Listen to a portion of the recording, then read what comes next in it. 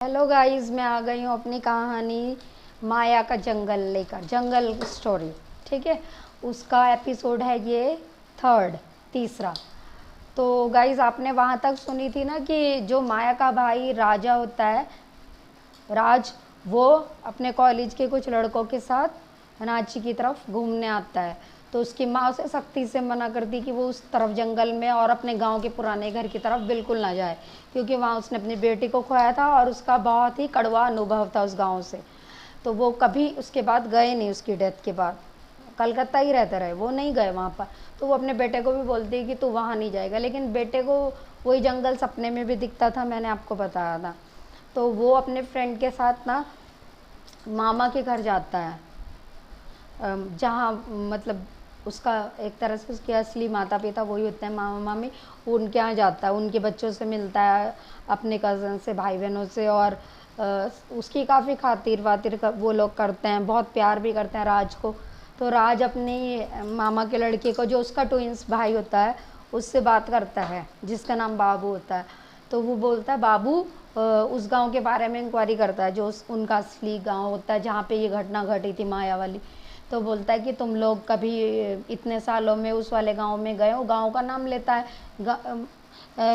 नंदे गांव उसका नाम होता है, नंदे गांव। कि नंदे गांव कभी गए हो?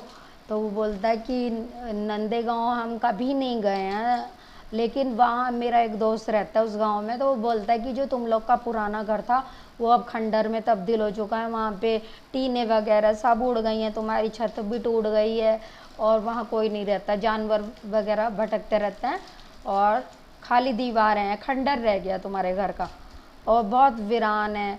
और जंगल में भी अब लोग जाने से, जब से माया दीदी की डेथ हुई है, और तब से ये 15 साल हो रहे हैं, जैसे मतलब 15-16 साल हो गए थे डेथ हुए हुए। तो तब से गांव के लोग वहाँ पे बहुत ही कम जाते हैं उस जंगल में, सबको डर लगता है। तो वो कहता है, मैं तो उस जंगल में एक बार ज़रूर जाना चाहता हूँ। वो उसके भाई को गाड़ी चलानी आती थी, बाबू को ना। तो बाबू कहता है कि घर में मम्मी पापा को बताएंगे तो वो जाने नहीं देंगे, पर 1 घंटे का रास्ता होता है उनके गांव से। तो कहता है, मैं भैया तुम्हें लेके चलता हूँ। भैया के मतलब एक ही एज के होते हैं। तो वो बोलता है कि मैं तुम्हें लेके चलूँगा, लेकिन किसी को बताना नहीं। तो वो ऐसे अपने एक और दोस्त को साथ लेता है, और इनका प्लान होता है उसी जंगल में जाने का, जहाँ पे ये घटना राज और माया के साथ घटी थी। तो वो जाते हैं उस गांव की तरफ, चल पड़ते हैं अपनी गाड़ी में बैठ के। तो कार चला रहा था उसका भाई बाबू। तो अचानक से उसकी कार रुकती है, मतलब रोकता है वो एकदम से ब्रेक मार के ना। तो एक लड़की